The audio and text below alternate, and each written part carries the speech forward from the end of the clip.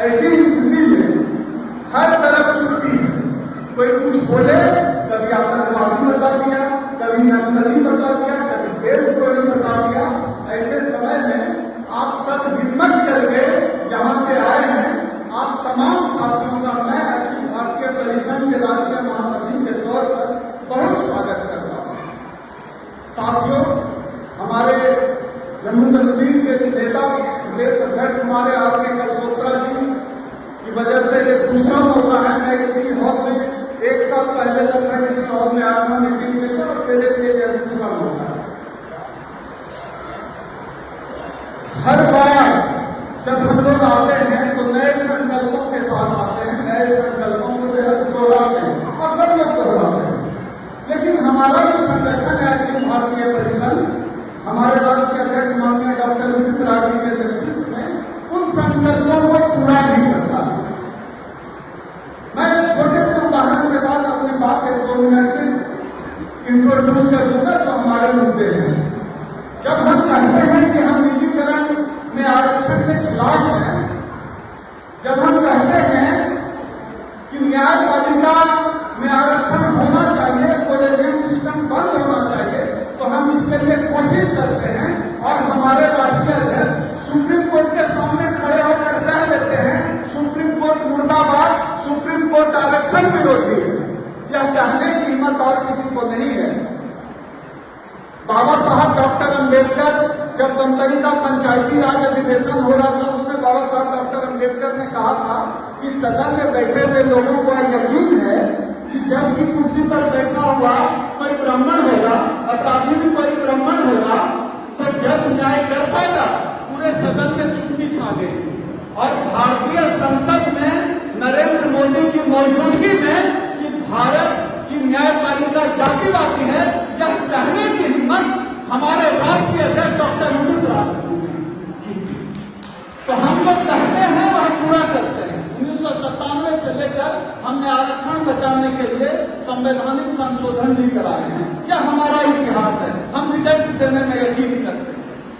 साथियों, अभी हम लोग जिन मुद्दों पर बात करने के लिए आए, हमारा जो प्रमुख मुद्दा है, हमारा मुद्दा है कि जिस वजह से आज हम सोफे पर पैर चढ़ा कर बैठे हुए हैं, वो हमारा मुद्दा है आरक्षण। उसकी वजह से बैठे हुए हैं और कोई कारण नहीं है। सिर्फ और सिर्फ एक कारण है आरक्षण, जिसकी वजह से आज हमारे शरीर पर यह कपड़ा है, हमारी थाली में पूरी और सब्जी आया है खाने के तौर पर, और हमारी जिंदगी में यह बदलाव आया है। वह आरक्षण खतरे में, उसको रोकने के लिए हम 1997 से कि आरक्षण पर जो हमले हो रहे हैं उस पर रोक लगे, हम लगातार कोशिश कर रहे हैं। ये अलग बात है कि अभी जो सरकार आई है, यह सरकार मनुवाद के एजेंडे को लागू करने वाली सरकार है। यह सरकार आपके आरक्षण को खा जाएगी। इनको पसंद नहीं है कि आप पैर पर पैर चढ़ाकर उनके सामने सोफे पर बैठे, उनको यह पसंद नहीं है। दूसरा जो हमारा मुद्दा है, जो उन्होंने भाव, जो लोग कहते हैं भारत माता की जय और लोग भारत माता को टुकड़ों टुकड़ों में बेच रहे हैं, हम ऐसे निजीकरण के खिलाफ, हम इस निजीकरण के खिलाफ हैं और परिसंघ लगातार इस निजीकरण के खिलाफ है। जैसा कि हम लोग इस बैनर में देख रहे हैं, 3rd नेशनल कन्वेंशन 2022 का हम यह तीसरा राष्ट्रीय अधिवेशन करने जा रहे हैं अखिल भारतीय परिसंघ का, अपने नेता डॉक्टर उदित राज जी के नेतृत्व में। साथियों, मजा यह है कि ऐसे समय में जब 10-5 लोग भी ना चुके पुराने से, वैसे समय में जम्मू का यह हॉल खचाखच भरा हुआ है। जाहिर सी बात है, आपके अंदर दर्द है। यहाँ जो लोग बैठे हुए हैं उसमें अधिकांश सरकारी कर्मचारी हैं। मुझसे अभी मिल रहे थे, ग्रामीण बैंक के काफी साथी हैं। उड़ीसा से 18-20 बैंकर आए हुए हैं, ग्रामीण बैंक के, बिहार से आए हुए हैं, दिल्ली से आए, पूरे देश से आए हुए हैं। जाहिर सी बात है कि आपको दर्द है और आपको पता है इस दर्द का निवारण जो ईमानदारी से कर्मचारियों के साथ का संघर्ष करने का काम करता रहा है, वह संगठन है परिसंघ। परिसंघ ईमानदारी से इस लड़ाई को लड़ता रहा। तीसरा और सबसे जो जरूरी मुद्दा अभी के तारीख में है, हम लोगों को पता चला है, यह सरकार जो नई संसद भवन बन रही है सेंट्रल विस्टा, इस संसद भवन का नाम गोलवलकर भवन रखने के चक्कर में है। हम अम्बेडकर वादियों के लिए चुल्लू भर पानी में डूब मरने की बात होगी अगर देश की संसद का नाम गोलवलकर के नाम पर हो गया तो। परिसंघ ने इस मुद्दे को उठाया है। हमारे तेलंगाना के प्रदेश अध्यक्ष ने, जैसा कि हमारे अध्यक्ष भी कह चुके हैं, मैं दोहराना नहीं चाहता कि तेलंगाना विधानसभा में पारित करवा चुका है, उन्होंने पारित करवाया है कि संसद भवन का नाम बाबा साहब डॉक्टर अम्बेडकर के नाम पर होना चाहिए। अच्छी बात यह है कि इस मुहिम को अब हम लोग राष्ट्रव्यापी मुहिम बनाने में सफल हो रहे हैं। अभी सुमित भाई, हमारे सुमित चौहान जी मिले, इन्होंने कहा कि मैं गुजरात में तो था 2 दिन पहले, वहां भी लोग चर्चा कर रहे थे कि परिसंघ इस लड़ाई को लड़ रहा है, नामकरण की लड़ाई।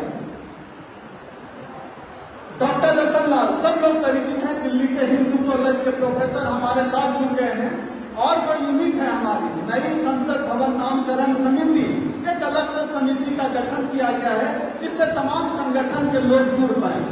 तो डॉक्टर रतन लाल जी उसके राष्ट्रीय प्रवक्ता नियुक्त किए गए हैं। आप सब तालियों की गड़गड़ाहट से रतन लाल जी की नियुक्ति को समर्थन दीजिए, क्योंकि रतन लाल आज देश की सबसे बड़ी बहुजनों की आवाज में से एक है। वो राष्ट्रीय प्रवक्ता बने हैं नई संसद भवन नामकरण समिति की। जाहिर सी बात है कि हम इस मुद्दे को और बड़ा बना पाएंगे। साथियों, एक और बहुत जरूरी बात, आप सोचिए इस पूरी लड़ाई को, आप हमारे नेता कलसोत्रा जी को देखें कैसे पेशानी पर बल है, कैसे उनके चेहरे पर पसीना आता है और सूख जाता है, फिर पसीना आता है और फिर सूख जाता है। ये जो समाज है इसका भी मूल्यांकन करे कि डॉक्टर उदित राय रोज दौड़ रहे हैं, यहाँ मीटिंग कर रहे हैं, वहां बैठक कर रहे हैं, यहाँ लोगों से बात कर रहे हैं, वहां लोगों से बात कर रहे हैं। कलसोत्रा जी 2 महीने से 3 महीने से परेशान है। क्या कलसोत्रा जी के घर की कोई बात है?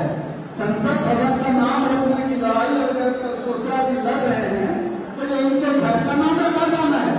हम सब बाबा साहब को प्यार करते हैं, हम सब बाबा साहब डॉक्टर अम्बेडकर के बच्चे हैं। हम सबकी जिम्मेदारी कि नई संसद भवन का नाम बाबा साहब डॉक्टर अम्बेडकर के नाम पर हो और हम सब लोग उसके लिए कोशिश करें। ये सिर्फ आरके कलसोत्रा जी के प्रयास से नहीं होगा, ये सिर्फ रतन लाल जी के प्रयास से नहीं होगा, ये सिर्फ डॉक्टर उदित राय जी के प्रयास से नहीं होगा।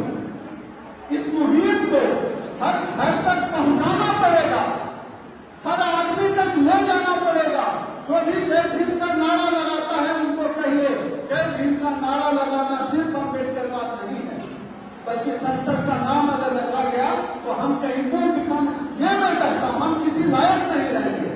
संसद का नाम बोलकर अगर हो गया तो यह एक बड़ी लड़ाई है जिसको हमारे राष्ट्रीय अध्यक्ष ने राष्ट्रीय स्तर पर छेड़ा हुआ है और हमारे आरके कलसोत्रा जी ने जम्मू कश्मीर में आप सबों को इस लड़ाई से रूबरू कराया। आप सब मजबूत करें, सब कोई अपना हिस्सा थोड़ा थोड़ा दीजिएगा तो हम लोग इस लड़ाई को लड़ लेंगे, जीत लेंगे। इस सरकार की तमाम बेईमानी, चाहे मंडल कमीशन की सिफारिश लागू करने का मुद्दा हो, पिछले दिनों जम्मू कश्मीर के साथी जब जंतर मंतर के पर प्रोटेस्ट कर रहे थे तो मेरे साथ परिसंघ के साथी उस प्रोटेस्ट में शामिल हुए थे। हम स्ट्रांगली ये मांग करते हैं कि जम्मू कश्मीर में मंडल कमीशन की सिफारिशें लागू होनी चाहिए, यह हमारी मांग है। मंडल कमीशन की तमाम सिफारिशें जम्मू कश्मीर में भी लागू होनी चाहिए, यह हमारी मांग है। हम चाहते हैं या जो ईवीएम की बेईमानी है, ईवीएम की बेईमानी खत्म हो, ईवीएम भी हमारा मुद्दा है, बेईमान मछली है, ये गफलतबाजी करते हैं, उस बेईमानी के नियम खिलाफ है। हमारी मांग है कि जनगणना कराई जाए, कास्ट सेंसर, जाति जनगणना कराई जाए, आखिर पता तो चले कि किसकी हकमारी कौन कर रहा है, कौन है जो हमारा हक मार रहा है, किसकी आबादी कम हो गई है, किसकी आबादी बढ़ गई है। अगर हम 85% से 90% हुए हैं तो देश के संसाधन में हमारा हिस्सा भी 90% होना चाहिए। अगर कम हो गए तो हमारा हिस्सा कम कर दो। यह हमारी मांग है कि जाति जनगणना प्रकाशित की जाए और जिसकी जितनी आबादी है उनको उतना पार्टिसिपेशन किया जाए। या जो ताबड़तोड़ निजीकरण किया जा रहा है उस निजीकरण पे रोक लगे, प्रमोशन में आरक्षण लागू हो, बैकलॉग की सीटें भरी जाए और पूरे देश में जब से केंद्र में मोदी सरकार आई है तब से दलित उत्पीड़न की घटनाएं बढ़ गई है। उन घटनाओं पर रोक लगे।